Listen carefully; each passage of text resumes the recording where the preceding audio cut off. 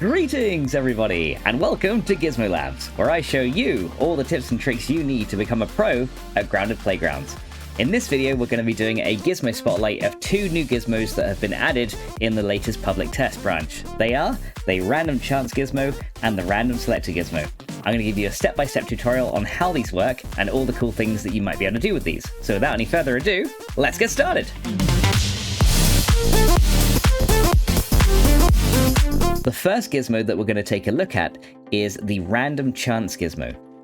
What this does is when it receives a signal from a link, you can specify a probability that it's going to go ahead and put a signal to the links after it to then fire an event after you've gone ahead and pressed the button to trigger it.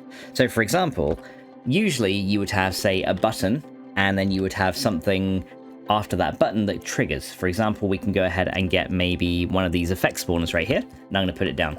Now, usually what you would do is you would link this button over to this effect spawner like this, and then every time you press that button, the effect spawner is going to go off. So if I go ahead into play mode now and I press the button, you can see that every time I press it, this effect spawner is going to go ahead and activate. However, if you only want this thing to activate some of the time, you can use a random chance gizmo between these two things. So if I was to go ahead and put this guy between them, I'm going to take a link from my button, and I'm going to put it straight into the random chance gizmo, and then I'm going to take a output from my random chance gizmo and link it to my effect spawner gizmo right here. So now you can adjust the probability that this thing will fire an event to the effect spawner. You can set it, if you go to the customization options, and you can set it to 0%, which means no matter what, whenever I press this button, it's never going to fire the event onwards, or you can set it to 100% chance, which means it will always fire the event through, essentially mimicking the situation we had before. Usually by default it's set to 50%, so if we go ahead and set it to what the default value was right here, and now go and press the button, you should see now that if I press this thing, sometimes this thing will fire, and sometimes this thing might not even fire at all. It looks like this one is actually firing a lot of the time, so I need to make sure that I actually set this properly. It looks like it is 50%, so I guess I just got extremely lucky. Sometimes you will. And as you can see, this time it didn't fire when I pressed it. So yeah, sometimes you might get long chains of things in a row firing, especially have your probability about 50% or higher. But as you can see, sometimes I'll press the button and it won't fire at all. I just think I've been getting extremely lucky with my button presses. I wish I had that luck with the lottery. That'd be great. Now, let's go ahead and talk about what happens if you have multiple outputs from this random chance gizmo. Now, the way I thought this worked initially was if I was to say link this to two effect spawners. So let's go ahead and put a second one down here, and we'll change this effect to the aphids one, because, you know, it's always fun watching aphids rain everywhere. One thing I thought would happen is that it would process each of these outputs independently of each other. That is, it would have a 50% chance to fire this one, and then it would also have a 50% chance to fire this one, meaning that sometimes it will fire nothing, sometimes it would fire one or the other, and sometimes it would fire both. However, if you link them up like this, essentially it's going to have a 50% chance to do absolutely nothing, and a 50% chance to do both things, but you'll never have a situation where it fires one or the other. However, if you want to have a situation where it may fire one or the other or both, we can actually use two of these random chance gizmos in a slightly different way. So I'm going to remove the link from this one to the aphid effect spawner, and I'm going to move this random chance gizmo over here. Then again, I'm going to go ahead and duplicate this one and put it right over here. And then I'm going to remove this link to the first effect spawner, and I'm going to set it up to the second one. Now, as you can see, we have two of these random chance gizmos, which now when I press the button, both of these things will evaluate independently. So now there's a 50% chance that this one fires, and a 50% chance that this one fires. However, remember that these are calculated independently, so sometimes nothing will fire, sometimes both will fire, and then other times one or the other will fire. So now if we go ahead and press the button in play mode, you should see this time I just got aphids, and I got aphids again. Let's see if I can get a different result. Again, we got some aphids, so it looks like this thing is favoring aphids. That time I got the science and the aphids, and once again I got science and aphids together. This time I just got science, and this time I just got aphids. Sometimes it might even do nothing at all as well. There is roughly a 25% chance that I won't see anything.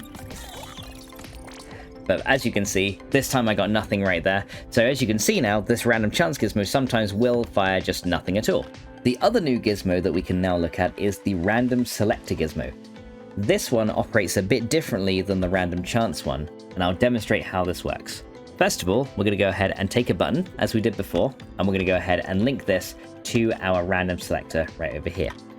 Next, we're going to go ahead and get several effect spawners, and we're going to kind of put these all in a row and have a few different effects to see what they're going to do. So we're going to put one here, we're going to put then one next to it over here, and one over here. The first one I'll leave as the raw science effect. The second one, I'll go ahead and change to the, let's go ahead and use the overload one. So that looks like the electric sparks. And then the third one we'll go ahead and, of course, put back to the aphids. Because like I said, who doesn't love raining aphids, right? Now, what we can do is from this output of this random selector, we're going to go ahead and link the output to each one of these things in turn. Now, when I push the button, what this random selector will do is it will just choose one of these three things at random to play. It will always choose one result, but you can actually make it select more. But let's go ahead and do this first. Let's go into play mode now. And if I press this, you can see this time it played the aphids. You can see this time it played the spark. It played the spark again. And this time it played the raw science. So as you can see, because I've got three outputs selected into this random selector thing, it will go ahead and choose one of those three outputs to play at a time. Now you can put as many outputs on these things as you like. So say if you had like 10 different effects you wanted to choose from, you could go ahead and make a load more effect spawners and then link them to all of these outputs from this random selector. Now you can also customize this random selector as well. I'm going to go ahead and make a few more of these effect spawners to make it a little bit clearer what's going on here. So we're going to go ahead and make a few more of these, and we're going to go ahead and change the effects on these. So I'm going to make 6 of these. Let's go and change one to a goopy splat, because, you know, it's always fun to have a goopy splat. That looks like the lawn might exploding. We can change one to fungus burst right there. And we can also change this last one over here to mixer explosion. There we go. So we're going to change all of these. Now, as you can see, because there are 6 outputs here, one of these 6 things is going to be chosen at random with equal probability. So as you can see, this time I got the sparks. Again, I got the sparks. This time I got the goopy splat. This time I got the fungus one. Again, I got the sparks. There goes the explosion. Another fungus splat. There's the raw science. And eventually, I'm sure we'll get aphids. It's going to happen eventually. There it is. There's the aphids. Now, what you can do with this thing as well is make it select more than one thing to play. So you can actually go ahead and say how many links this thing is going to select in your customization thing. So if we put this to 2, now it will always choose 2. It will never choose the same one twice. So you can rest assured that you will always get now 2 random effects coming out of this. So if we go back into play mode now, we can go ahead and press this again. And you'll see this time I got the science and the aphids. This time I got the fungal explosion and the aphids. And this time I got the science and the fungal explosion. As you can see, every time it always now chooses 2 effects. And you can make this have as many as you want, and I believe you can customize this all the way up to 50 links. So if you have a massive amount of random selections that you want to happen, say if you've got like hundreds and hundreds of links, and you want it to select 50 of them, you can actually go all the way up to 50. So this gizmo is actually very, very powerful. For the final example of this tutorial, I'm going to go ahead and show you a bit more of a complicated example using a random selector. Let's go ahead and assume that we have a situation where I want to press this button, and this score counter is going to increment by either 1, 2, or 3, chosen at random. How would we do that? Well, first of all, as before, we'll go ahead and link the button into this random selector, and as you can see, everything works fine. However, how are we going to go ahead and link this to this 3 times to then choose 3 different situations for our link? As you can see, I can only link this random selector 1 time to this score counter. How can we split the signal? Well, what we can do is we can actually link this into 3 individual switch gizmos and then link all of those straight back into our score counter. So let's go ahead and do this. We're going to put down 3 of these guys, and it doesn't matter whether they are on or off, because every time this random thing is selected, it's going to toggle the switch on and off, and what happens with the switch then is we can then set each link to go ahead and increment the score by a certain amount. So we're going to go ahead and take the output from each of these, and we're going to go ahead and put them into each of our switch gizmos right here. Then we're just going to say when the link is selected, then this switch will either activate if it's not active, or it will deactivate if it is, and that's what toggle activated does. Then we're going to go ahead and link each of these ones directly into the score counter like this. And here is where we can specify each individual behavior depending on what happens. So we're going to say for the first one, if it's switched on, it's going to go ahead and increment by 1. If it's also switched off, I also want it to increment by 1, because then I don't have to worry about flipping the switch off later on. So we're just going to say that also increments by 1 as well. For our second link right here, we're going to go ahead and see if we can grab this one. Seems like Tiny Pete does not want to grab it yet, so I guess I'll go into first person HandyNet to see if I can see it. For the second one right here, when it's switched on, this time I want it to increment by 2. And then when the switch is turned off, I also want to increment it by 2. So we're going to go ahead and do 2 for our second option here. So if the second one is chosen, then that will happen. And then finally, for our third one, I'm going to go ahead and set it to increment by 3 this time. So we're going to say increment by 3. And if the switch is turned off, it will also increment by 3 as well. So let's go ahead and do that. And then we'll go ahead and increment that by 3 as well. So what we should find now is whenever I press this button, it's going to fire a signal to one of these switch gates right over here.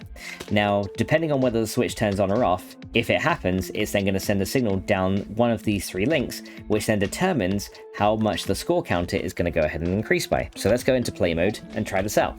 So you can see that I'm going to press this button once, and it's going to go ahead and increase by 1. If I press it again, well, this time it increased by 2 because the score is now 3. And if I press it again, well, it increased by 3 this time. Very nice. Well, if I press it a 4th time, it goes up by 7. This time it again went up by 1. And this time again it went up by 1, so it chose going up by 1 a few times. And as you can see, every time I press it, sometimes it will increase. This time it went up by 2. And this time it went up by 3 again. Then it went up by 3 again. So you can see now this button is randomly incrementing my score counter by 1, 2, or 3, just completely at random. As you can see, it's chosen 3 a fair few times. Now it's choosing 1 and 2 a few times. And this is how you can set up random behaviors for things like score counters. And with that, guys, we now come to the end of our randomizer tutorial. Hopefully this tutorial helped you learn a couple of new gizmos, and it's going to help you come up with some more creative things to make in Grounded Playgrounds. If you would like me to make tutorials on anything else, then please let me know in the comments, or if you have any questions about anything you've seen in the video, or want me to clarify anything, then of course let me know in the comments as well. I hope you guys enjoyed this one, and I will catch you guys in the next one. So guys, until then, bye!